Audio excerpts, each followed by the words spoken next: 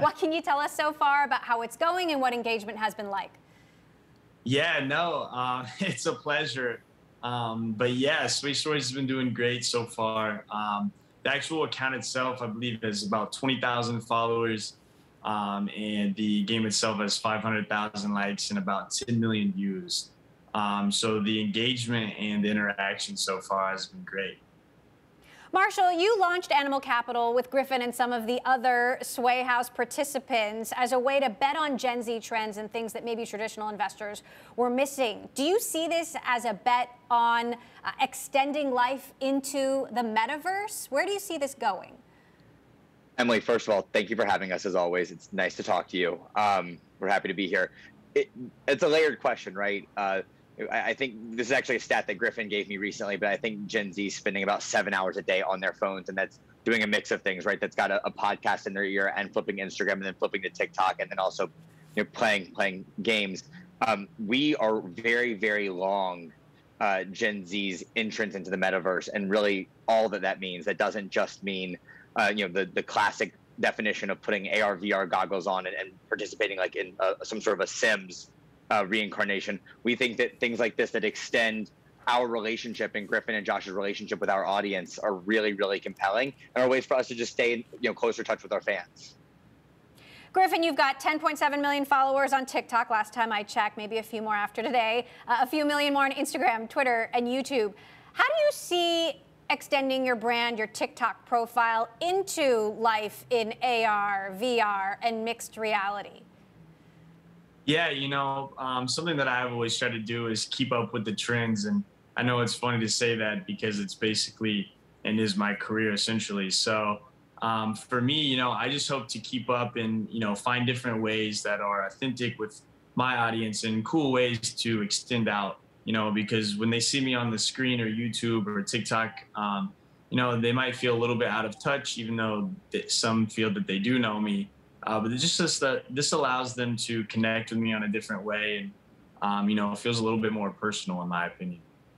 A lot of aspiring influencers and existing influencers out there are wondering how they can do more to profit off their brand. And I'm curious what you can share with us about how you're profiting financially from this venture and, how it's extending your reach as an influencer. For those who want to know, how can I do this too? Yeah, financially, it's always great. A game like this, I'm not really concerned with that, and I haven't got paid yet for it. I'm not really looking to do that, but it's definitely going to be a different way to bring my income in. But more importantly, like you said, it allows me to extend my following in a great way. There's people engaging, people talking, people interacting. In the YouTube world, I've seen that I've never noticed or had been mentioned by them before. So I think for me, that's how I'm going to see profit more than anything is reaching and expanding to new audiences. So hang on, are you not sure you're going to get paid? Or are you doing this, you're thinking you're going to get paid, or that just hasn't happened yet? We aren't necessarily... Sorry, go ahead, Griff. No, I was just going to say I haven't been paid for it yet. Obviously there will be a payment in the future. But I'm not exactly sure what it is yet. But we're working on that, and we'll figure out a way to get paid for sure. All right. Marshall, I think a lot of influencers sort of grappling with, making these kinds of business deals. And I'm curious what you've learned so far since you started the firm. You've been betting on these trends, everything from, consumer technology to plant-based food to, energy drinks. What have been your biggest takeaways so far? I've got a few. First, I'll just mention we are investors in Playco, the platform that developed the game. So we have a significant financial incentive, and we're sort of developing the best way to charge or not charge fans. But Griffin's point's exactly the right one. We really think that finding a new way to engage with our audience is somewhat benefit enough for them because it is. We are seeing bumps in their followings and in their engagement across platforms, which is in the last couple of weeks due to Space Stories.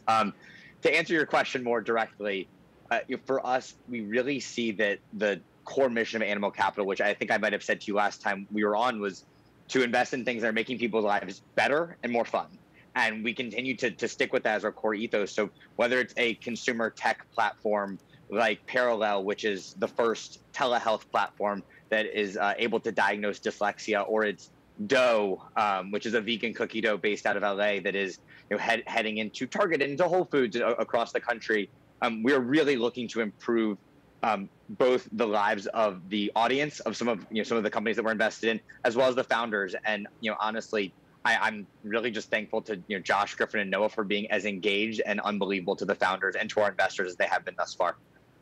Marshall, I'm curious for your take on this story that's developing out of Aussie Media, which is a sort of young, aspiring media platform. I know you used to work at Goldman Sachs, and they had a conference call with the folks at Aussie, and one of them was apparently impersonating a YouTube executive, feigning traffic and views that didn't exist. Now you have the FBI investigating and YouTube investigating, and it certainly opens this idea, what's real and what's not here in this world where everything's going viral? What kind of an audience is really sustainable and truly exists?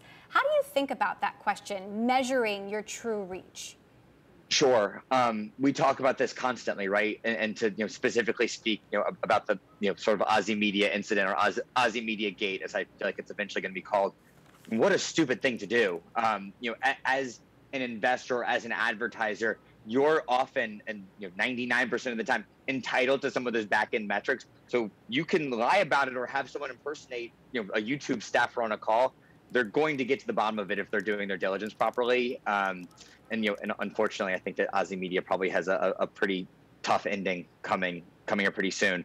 To answer your question, really, engagement spans a bunch of things, right? I think that when you talk to advertisers of consumer products, for example, that are paying Griffin tens, if not hundreds of thousands of dollars to post for them, their expectation is that people are going to make purchasing decisions. Other times it's views, and Griffin will post, and has done this recently, has posted a new artist behind one of his TikTok videos, and that artist is seeing significant streams, and we have an equity relationship with that artist because we love the artist, we love the song, and we think that working together between sort of social media, platforms, creators, as well as musicians to sort of break out and into the into the mainstream it's a part of what we're doing. So each thing that we're looking at is different and something that we have to kind of consider when we're talking about engagement.